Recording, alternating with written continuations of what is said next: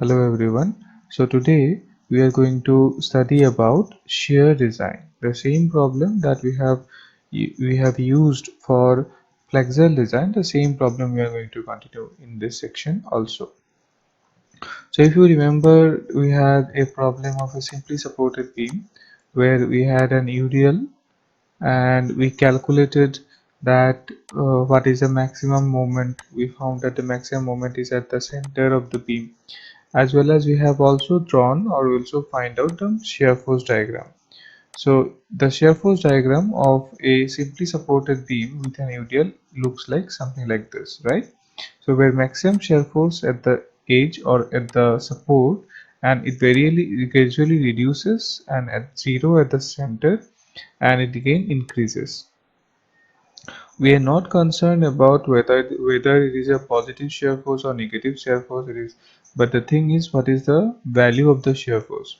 Okay, so already we have calculated the maximum shear force, that is shear force at the support is 87.75 kilonewton. This is already the design shear force, right?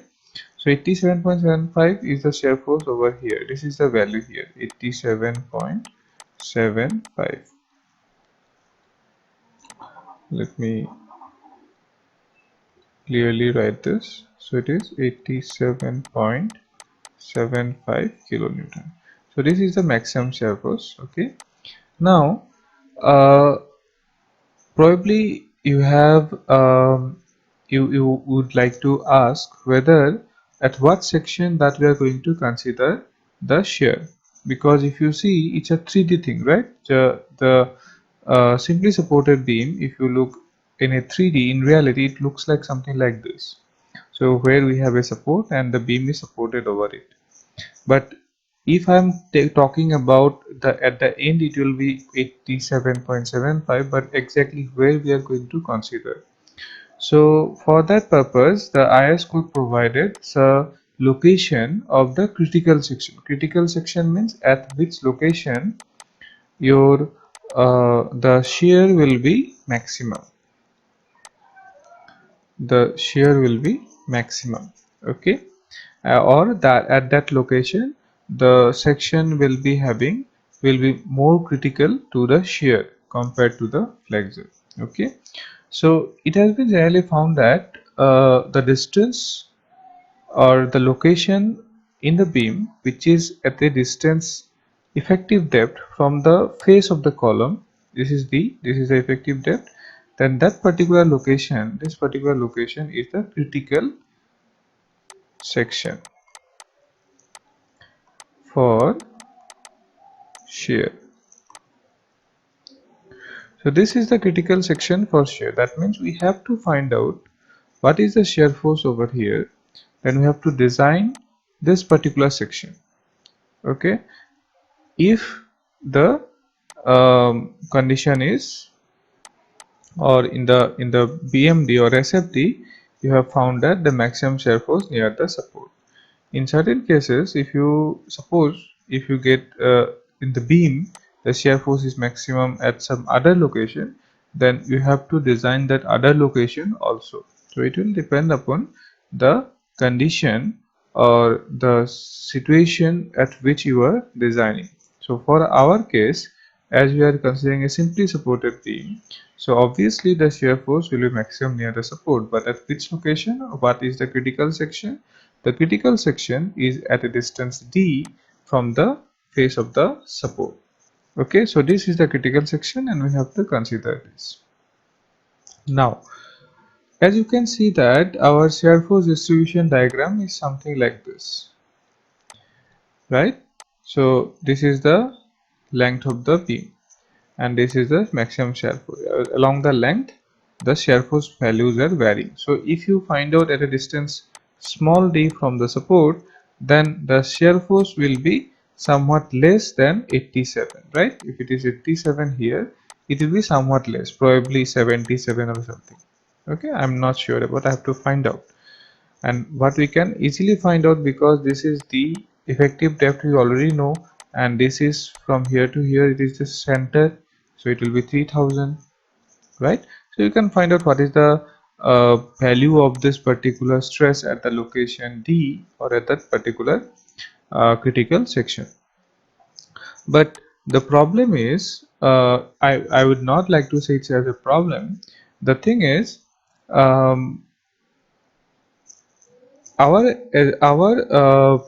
objective is to design the beam or make the beam safe. Okay, so as this is the first time you are doing the shear design, so I would like to simplify it a little bit, and we are assuming that whatever maximum shear force that we are getting at the support, we are assuming that same shear force is at that particular critical section also. And why I'm doing so, because either you can reduce the calculation, or also considering 87, actually um, you are not considering, or you are not jeopardizing your design. You are in the safer side itself, because you are considering a higher shear force. So obviously, if the beam is capable of taking a higher shear force, so it can obviously take a value which is lower than the maximum shear force, right? So if I design for 87, obviously it will be able to take 77 kilonewton of shear force. So what we will do, we will find out the maximum shear force, and that will assume that that is also acting at the critical section. But I would suggest that you should also try to find out what is the shear force at the critical section. So there are some other consideration also, because you can see that the beam is loaded with a dead load as well as a live load, right? Dead load as well as a live load. What is the property of dead load? Dead load property is that it is always going to stay over there, but live load is not something like this. So it is going to move. It might come someday, it might not come someday. So it has a movable capacity. So actually, while finding out the maximum shear force at the center or at the critical section, what you should consider the combination of dead load and live load, so that you are getting the maximum shear force at the critical section. Suppose, though we have calculated the shear force diagram as be something like this, considering dead load plus live load. This was considering dead load plus live load, and we are assuming that live load is all along the beam. But as the live load has a characteristics of, or it has a property of movability, or it can move, so it might not be the case. So in certain case it might be where dead load is all along, dead load cannot move, so dead load will be all along. But suppose live load is not from all along the beam, it is from the center of the beam. Suppose live load is only here, that is also possible, because this is not mentioned that live load is acting along the whole beam. It is only said that live load is acting in the beam or on the beam.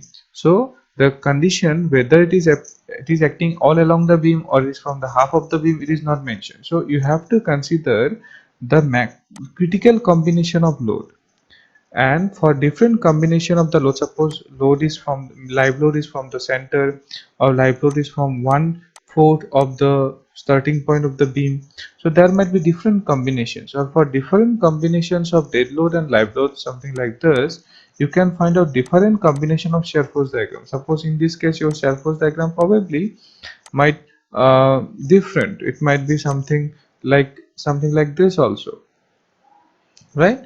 So the if the dead load and live load you are considering both all along the surface, it will be something like this. But suppose you are considering that live load is acting from not from the first end, but it is acting from the center. In that case, probably the maximum shear force will be less here, and it will increase here, or it will be somewhere here, or here the shear force is somewhere here. Your maximum shear force might change at the location, the values might be different. So you have to consider that particular combination of loading. Okay, and I would suggest that as this is a problem, we are not going in depth of all those things, but you have to take this. I'm just telling you that so that you know that live load is not something that you are always going to consider on the beam. You might apply it to at a half of the section, or at the 1/4 of the section, or 3/4 of the section, depending upon the maximum critical case where, or the critical case where you can find out the maximum shear force or the critical shear force value. Okay, it is just like a influence line diagram where you know that you have different moments at the same location when the load is moving, right? The same kind of the concept is over here. But for this case, for being simplicity, we are going to consider that the whole load is over the whole beam, and whatever maximum shear force I'm getting, that is also acting at the critical phase. Okay. Now the thing is, what are the locations of the critical phases or critical surfaces for shear? Basically, for a simply supported beam, or normally in case of beam, basically we have at a distance d from the face of the support, we have the critical surface. This is a simply supported beam. Suppose you have a continuous beam or a joint, something like this. In that case also we have a distance d from the face of the column, and there you will consider the critical surface of the shear. And suppose you have a water tank or something, in that case what will happen, it will be at the face of the column or the face of the other side. Okay, this is at the face here, this is the critical phase, but for case of beam, these are the distance d from the face of the column. So you should remember this. Now let's here I have written the critical section is at a distance d, that is, this is the effective depth from the face of the face of the column. Sorry, this should be face of the column. Okay,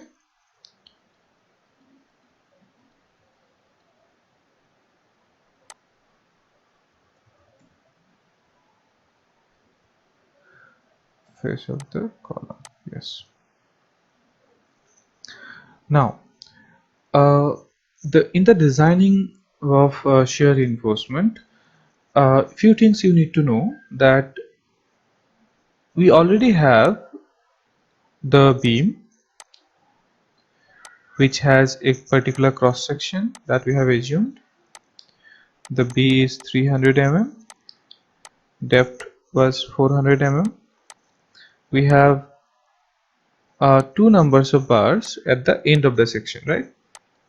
After doing curtailment, we have got only 2 bars at the end and 4 bars at the center. Okay, always remember, we design where the maximum moment or maximum shear force is there. The maximum moment was at the center, or at the center of the beam, so we have designed the mid section of the beam.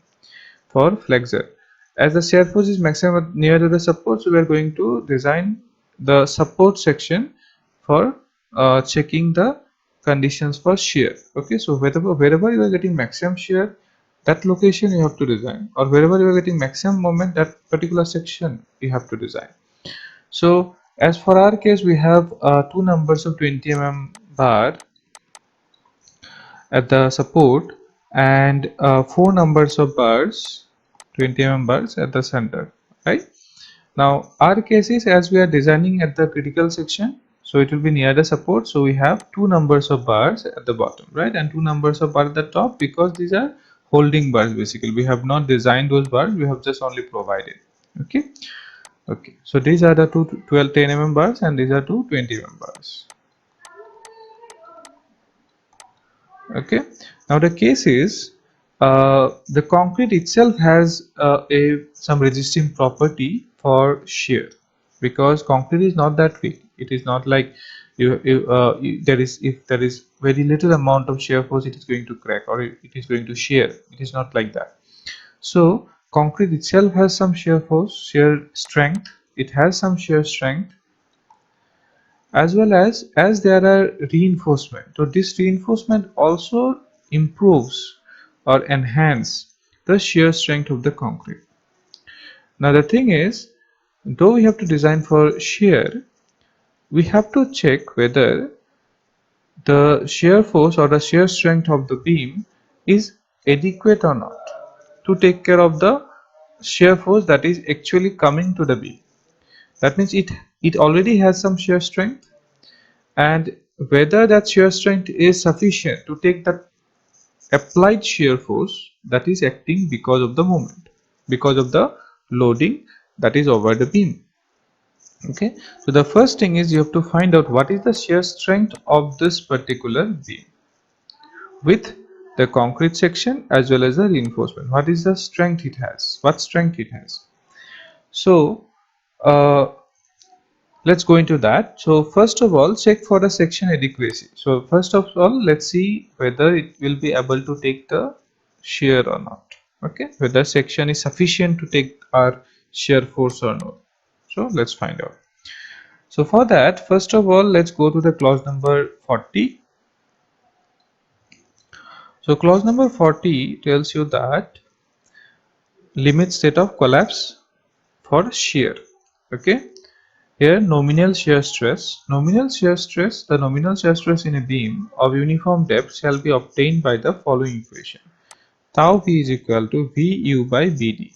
Tau V is equal to VU by BD.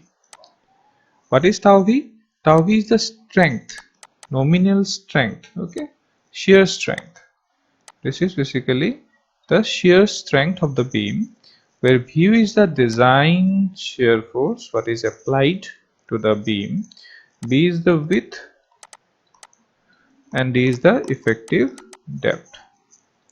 Okay, so you have to find out the what is the nominal shear strength. What means, sorry, what is the, sorry, these are not, this is not strength, this is the what is the nominal shear stress that is acting.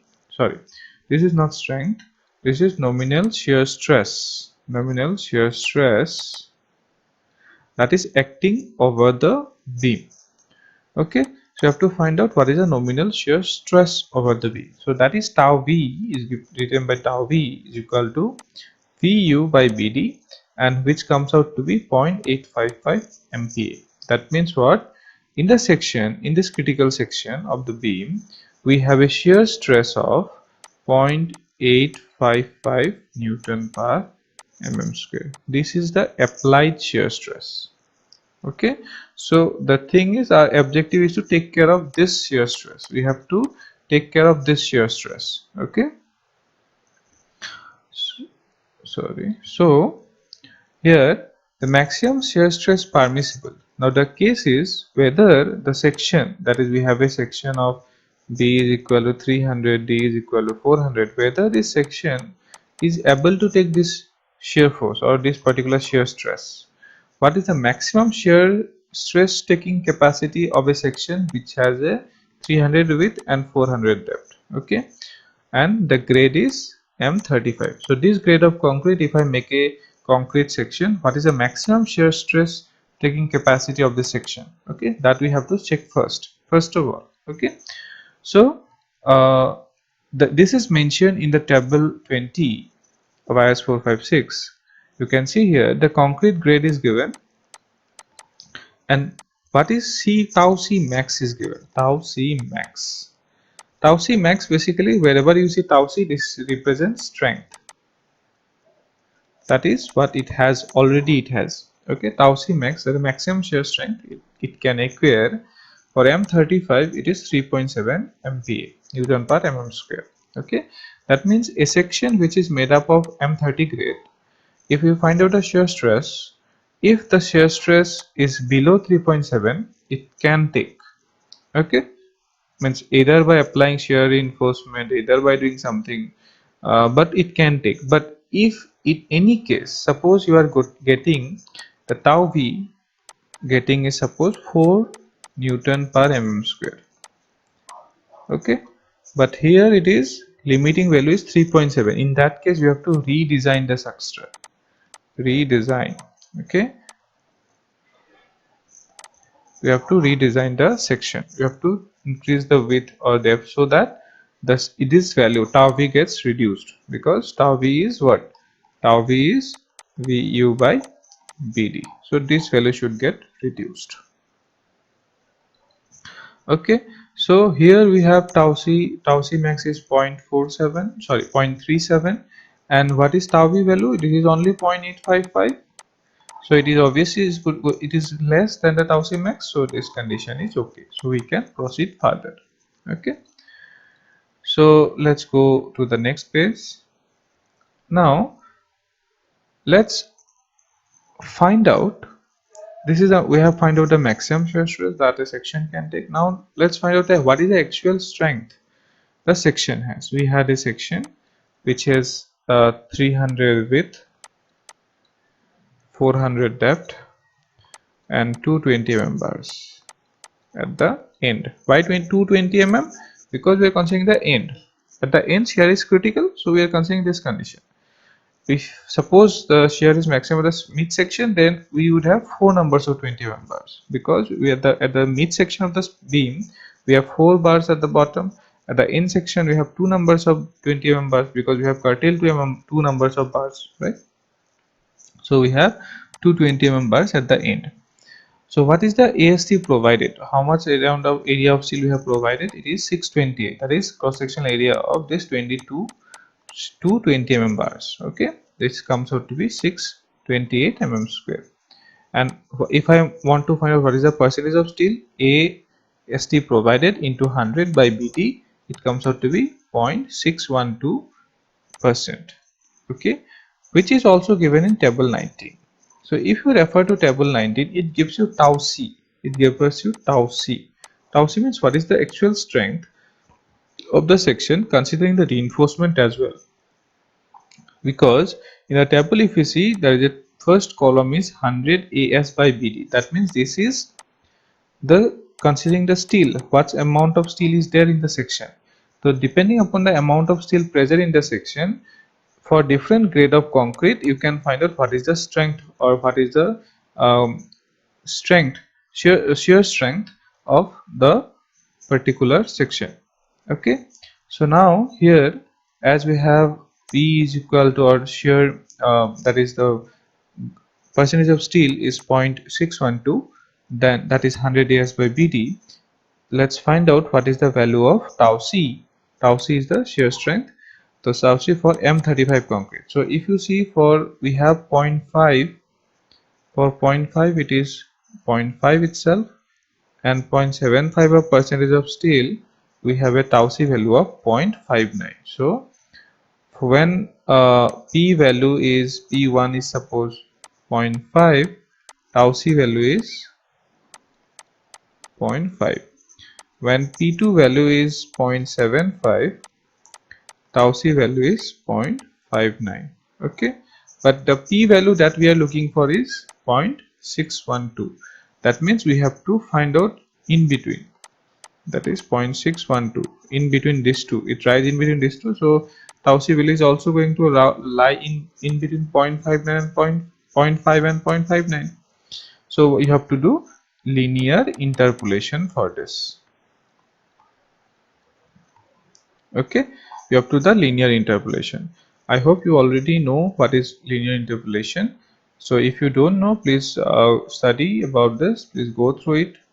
So basically it is considering that the variation is linear interpolation, because the considering the variation is linear. Okay, suppose it is varying something like this. At a location 0.5 we have a, this suppose this axis is P and this axis is for tau c. Okay, so when it is 0.5, that is P value is 0.5, tau c value is 0.5 itself. Okay, and P2 is 0.75, so when it is 0.75 we had a value of tau c2 as 0.59. Okay, so we have to find out what is the value for 0.612, right? Let me see whether it is 0.612. Yes, 0.612.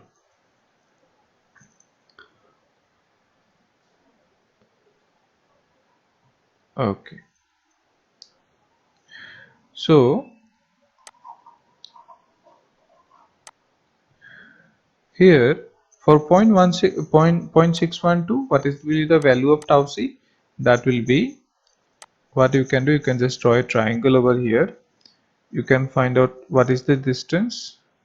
This is 0.59 minus 0.5, right? This distance is this one. And what is the rate of change? By 0.75 minus 0.5. This is the rate of change for to attaining this, into if I multiply, that means what is the at which rate it is changing. So this is tau C2 minus tau C1 by P1 minus P2. This is the rate of change into what is the length that you want to find out. This is the length. For this length you want to find out this distance, right? So that will be P minus P1. What is P? P is 0.612 minus 0.5, right? So that this distance, if you would like to find out what is this distance, means if you are interested in finding out this distance, this one, and that will be how much? That will be 0.59 minus 0.5 divided by 0.75 minus 0.5. This is the rate of change into the distance. Distance is 0.612 minus 0.5. This will be this distance, okay? But exactly what is actual distance? This is the total distance, the exact distance. So this will be what is the value, this rectangular area, this left is 0.5 itself, so this is 0.5.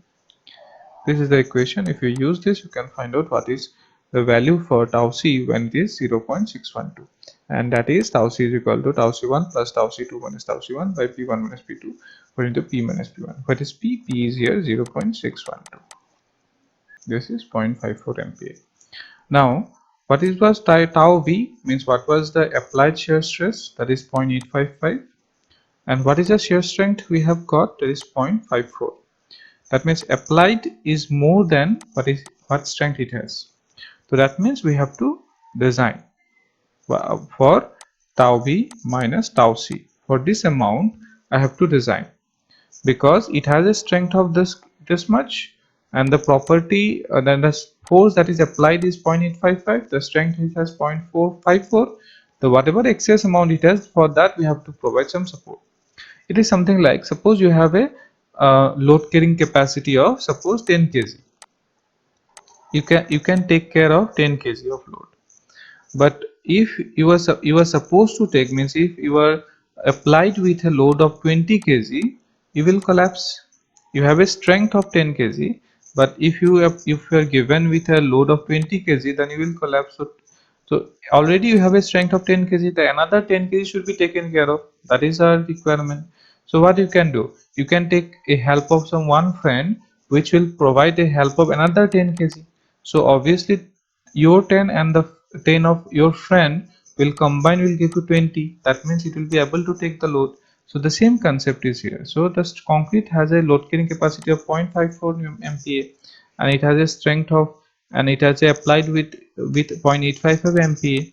So the whatever excess amount it has, that is 0.855 minus 0.54, that is 0.315 MPa. That should be, we should take help from others. So from where we are going to take help? We are going to provide some stirrups, and that is going to help us to take care of this excess 0.315 MPa, and this is denoted by tau u. Okay, tau u is equal to 0.315. This is the difference.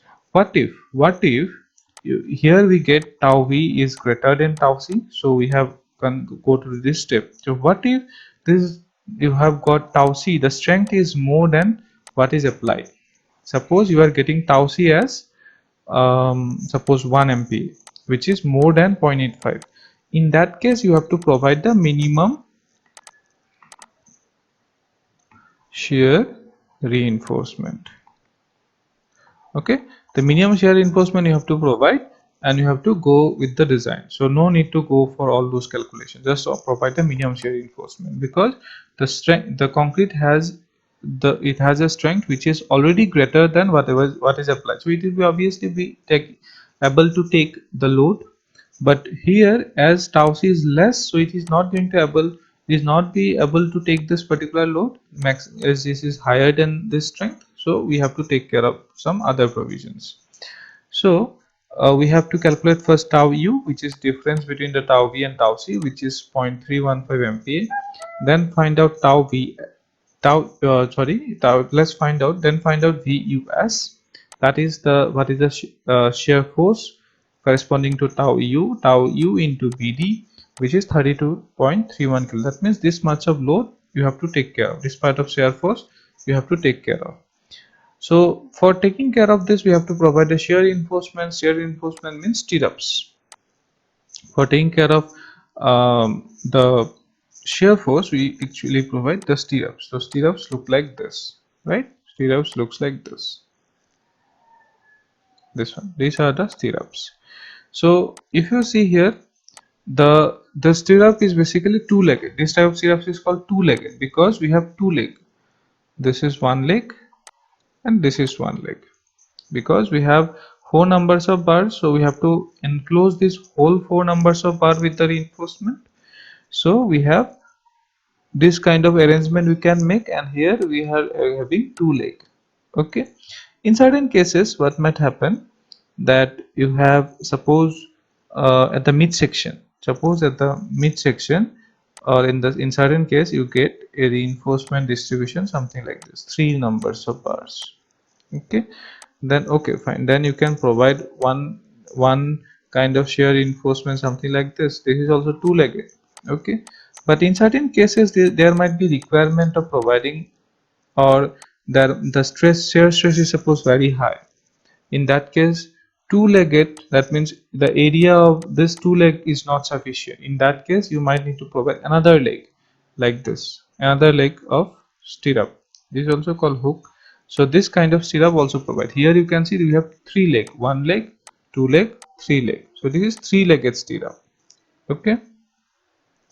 So this kind of different legged stirrups are there. Here in our case we are going to consider two-legged stirrup because our width is also small, the beam width is also small. So providing a two-legged stirrup will be sufficient. Okay, so we have two leg. Okay, so in case of beam you will see most of the case we are providing only two-legged stirrups. When we are providing lateral ties for column, we go for different kind of arrangements, but in case of beam most of the cases you will see two-legged stirrup itself. Okay, so you should design always for two-legged stirrups. Now here you can see that assuming two-legged stirrup. Okay, so first of all let's see the equation for finding out the spacing of the stirrup. So for that you have to go to clause number 40.4. Here for vertical stirrup, okay, there is another thing is that you can provide the stirrup. Then suppose this is the beam and these are the reinforcement. Okay, so you can provide the stirrup vertically, or you can provide the stirrup in as an inclined way like this. Okay, but most of our cases we provide vertical stirrups. So if we are providing vertically, then this equation is used to find out the spacing. So this is the spacing here. So VUS, what we have calculated, VUS, this is the VUS, is equal to 0.87 Fy. This is the yield strength of concrete. ASV is the area of the two-legged stirrup, or area of the legs, cross-sectional area of legs, cross-sectional area of legs. Acha, two section area of legs. And what is the D is the effective depth. And what is SB? SB the spacing of the stirrups. Okay. Now if I use this equation, I want to find out the spacing of the stirrup, because the reinforcement or the stirrup, we are already know that we are going to consider 8 mm stirrups. So if you can find out what is the spacing, so if I find out the spacing, then the equation changes to 0.87 Fy ASB D by VUS. Okay. Now first of all let's find out what is ASB. As you know that we have provided two-legged stirrup, where there is two leg, the stirrup is something like this, we have two leg. So the what is the area ASB? That is the cross-sectional area of this two leg. So cross-sectional area of one leg into two, that you can do. So cross-sectional area of one leg is 3 pi d square by 4. D is 8 mm, then 4 pi d square by 4 into 2, and that is going to give you 100.48. This is the ASV value. Okay, if there is three legged stirrup, then it should be 3. Okay, now you can find out ASV like this. Now put the value in this equation, you can find out ASV. ASV is the spacing. Okay, the spacing is 0.87 Fy ASV into D. ASV is this one, D is effective depth, and VUS is this one. 32.31. Then you are getting 384.44 mm. That means the spacing of the stirrups, that means if I provide the stirrup in the reinforce in the beam, then the spacing, the center to center spacing, this should be, this required is 384 mm. The requirement is 384 mm. Now with this actually we can conclude, but the thing is you have to check whether this spacing is advisable or not. So there are some other clauses which gives you the idea whether this spacing is adequate or not. For that we have to look into the other clauses. Let's see. Yeah, so this is what I was talking about. So actually in beam you have the reinforcement something like this. We have this top reinforcement, we have this bottom reinforcement, and all are bent something like this. Already I have discussed. And you will see these are the stirrups, you see, these are the stirrups. Then we have also curtailment here showing. So the curtailment is two bars are curtailed over here and other two bar is extended, so it will be look like this. So these are the stirrups, these are stirrups. So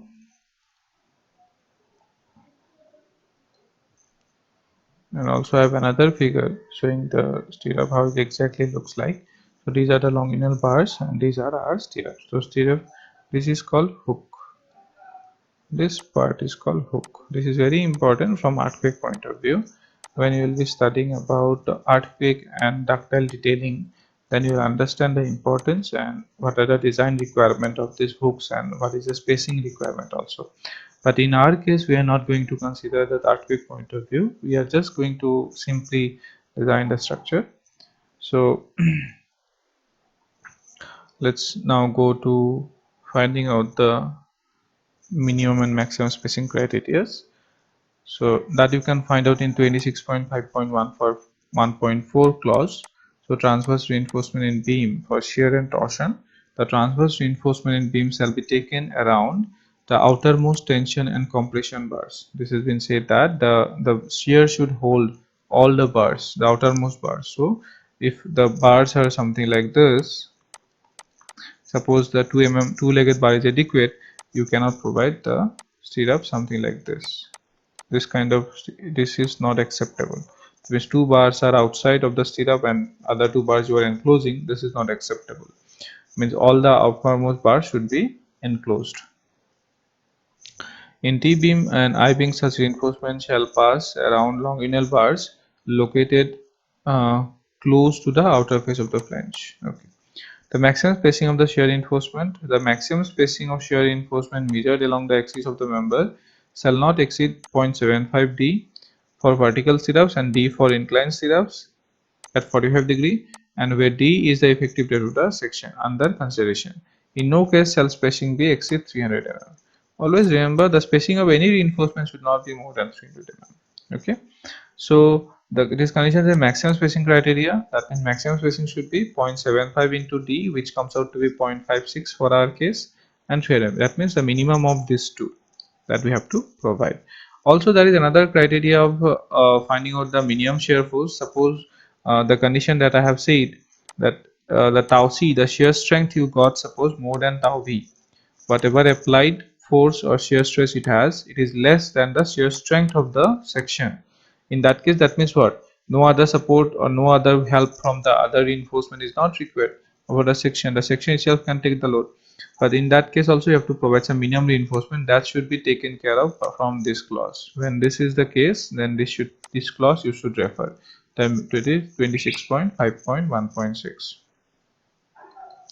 Okay, so here also we are going to consider that minimum clause criteria. If you see here, it is ASV by BSB should be greater than or equal to this one. Suppose we are assuming that is equal. In that case, you can find out what is the minimum spacing as V minimum. If I use SV is equal to how much? 0.87 Fy ASV by 0.4 into B. So if you use this equation, you can get 302.329 mm. Now considering all these three, whatever minimum you are getting, that you have to provide. The minimum is 2.56. Okay, so that amount of the spacing that you can provide, not more than this. So here, so let us provide, as the requirement is to 200 something, 270. The requirement is 256. The requirement is 256. So let us provide 200 mm center to center, something lesser. Okay, suppose 200 mm center to center.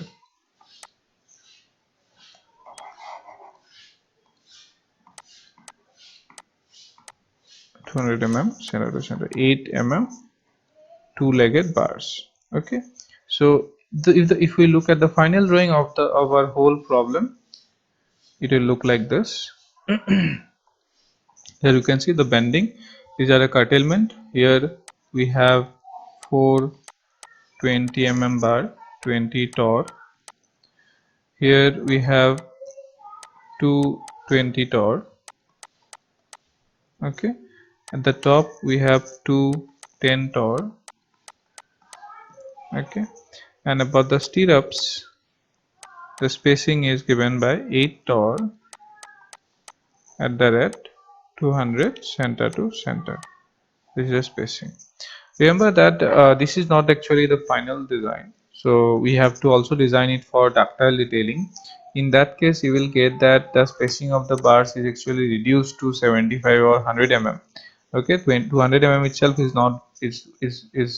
not acceptable from earthquake design perspective or ductile design perspective. So you will get it, you have to revisit then this design or this drawing, and you have to update your knowledge. But for this case, for this current cases, we are assuming that we are not considering any ductile case or anything. So in that case, the reinforcement we have is provided same all along the section. But the thing is, you also asked that shear force is maximum at the critical section, but why you are providing the same reinforcement all along? Because you cannot provide more than spacing cannot be more than 300. So one thing you can do, whether you can provide 200 here center to center at the support, and you can provide, suppose here the spacing you can increase, suppose 250 mm center to center you can do. The spacing you can increase at the center, and again reduce the spacing at the near to the support, that you can do. That actually we will do if you'll see that in designing as per ductile detailing.